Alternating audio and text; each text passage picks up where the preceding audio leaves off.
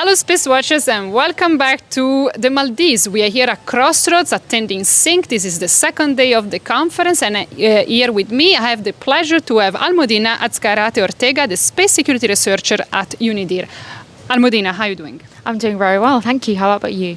I'm doing very well. A bit hot. The weather is quite challenging for us Europeans, I think. But Almudena just chaired a very interesting session this morning about space security, and she said very interesting things. So I decided to grab an understanding better for you at home to where space security is going and what is the current situation. So Almudena, you mentioned something very interesting. You said that there is a sort of tendency to somehow overlook space security.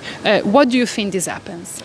Well, this can be for several reasons. There are certain states who have maybe not been as involved in the space security discussion because maybe they are emerging spacefaring nations. They maybe don't have space technologies of their own at this point in time. So they maybe don't perceive space security issues as something that they have to be concerned with. But the thing is that because everybody uses space regardless of whether or not you actually have indigenous space technologies, threats to the security of those assets can actually heavily impact the services that we benefit from when using those space technologies. Absolutely. I could not agree more. And something also that you mentioned was the current geopolitical situation, which we know we are in a delicate moment of transition, of tension. How do you think the current geopolitical situation is somehow influencing the space security domain? Well, first of all, if there is any doubt that it is influencing the space environment, it absolutely is. Space is sometimes perceived as kind of like far away from Earth or what's happening on Earth, and that's definitely not the case. Geopolitics on Earth also influence what's happening in space. We see that there are increasing tensions in space diplomatic discussions for like the Conference on Disarmament, the First Committee of the General Assembly at the UN, or groups of experts that meet to talk about these space security issues. We see an increased desire to explore the possibility of developing, testing, and even using counter-space capabilities.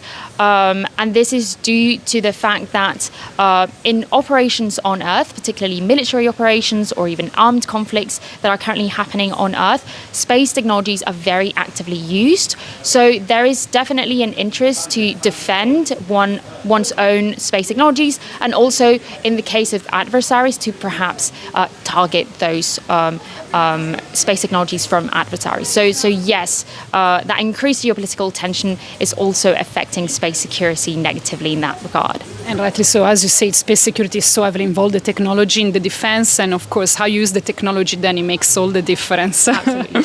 Last question, a very interesting comment you made about the contribution of industry and the commercial sector to this framework. How do you think that the commercial sector and the government can collaborate together to create an efficient, fast framework of regulation that can actually support space security?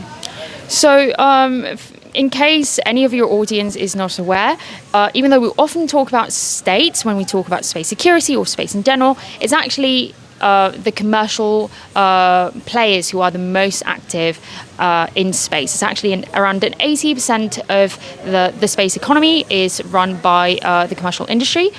So they have a very big role to play. But when it comes to decision-making processes, it's pretty much states who tend to have the leading voice, which in a way makes sense because they have that sovereign power that enables them to decide on treaties and other mechanisms for space security.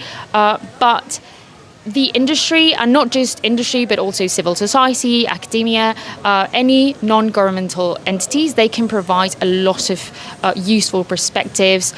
They can provide the know-how of how these space technologies are operated.